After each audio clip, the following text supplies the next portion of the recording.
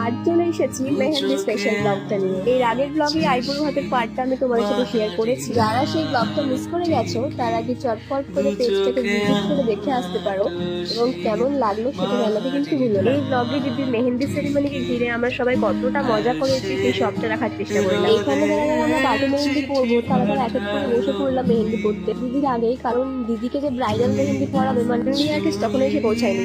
তাই আমরা ভাবলাম যে আমাদের মেহেন্দি আর্টিস্ট যখন চলে এসেছে তাহলে আমরা শুরু করে দিই, কারণ সেটাও সবার সাথে ব্যাপার। আর আমাদেরকে যে মেহেন্দি আর্টিস্ট মেহেন্দি পড়াচ্ছে সে কিন্তু আমার বান্ধবী। তোমরা যারা আমার ব্লগ আগে থেকে ফলো করো তারা হয়তো চিনতে পেরেছো। মেহেন্দি সেরিমনির দিন শুধু শুধু মেহেন্দি পড়া হবে এটা কি হয়? তাই পাশাপাশি নাচ গান সবটাই চলছিল।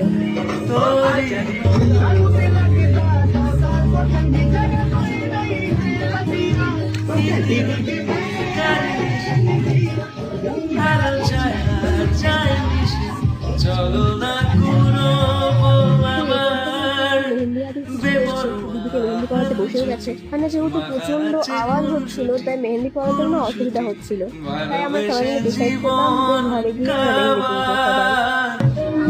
এত কথা বলি যাকে চিনি আমি চিনি তাকে, এত কথা বলি যাকে চিনি আমি চিনি তাকে, চোখে চোখে কত মেহেন্দি পড়া কমপ্লিট হওয়ার পরে আমি আর নেহা মানে বোনেদের যে মেহেন্দি পড়াচ্ছিল মানে আমার বান্ধবী আর কি একটু প্যান্ডেলের কাছে গেছিলাম, কারণ ওখানে লাইটটা একটু ভালো আসছিল আর ওর মেহেন্দির কিছু ফুটেজ তোলার ছিল তাই জন্য আর কি। তো তারপরে মনে হলো যে যাই প্যান্ডেলে একটু ঢুকে দেখে আসি যে কেমন সাজাচ্ছে কালকের জন্য। তো সে দেখতে গিয়ে তোমাদের জন্য টেস্ট নিয়ে আসি, যদিও এখনো অনেক কাজই বাকি।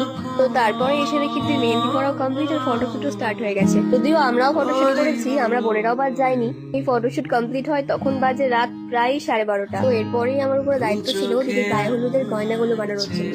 একটু ফ্রেশ ট্রেশ হয়ে সেগুলো বানানোর জন্যই বসে গেলাম। যখন এটা কমপ্লিট হয় তখন রাত্রি 2টো বেজে অলরেডি পার হয়ে গেছে। তো একটুখানি জাস্ট 1 ঘন্টা মতন রেস্ট নিয়েই উঠে পড়েছিলাম, কারণ দিদি দধিমঙ্গল শুরু হবে তাই। তো এরপরে গঙ্গা নিমন্ত্রণ নাকি একটা রিচুয়ালস থাকে, সেগুলো করতে মা মাসিরা সবাই গেছিল। তো আমাকে সবাই বারণই করছিল ঠান্ডার মধ্যে বেরোতে, তাও আমার একটু ইচ্ছে করছিল যেতে। তো আমি আমার একটা বোন গেছিলাম। বেরিয়ে যা বুঝলাম সবাই ভালোর জন্যই বলছিল না যেতে, তাই জন্য গেছিলাম। কিভাবে দেখো একদম চাদর দিয়ে মুড়ি সুড়ি দিয়ে প্যাকটা হয়ে। তো আজকের ব্লগটা এখানে শেষ করছি, আবার ফিরে আসছি বিয়ের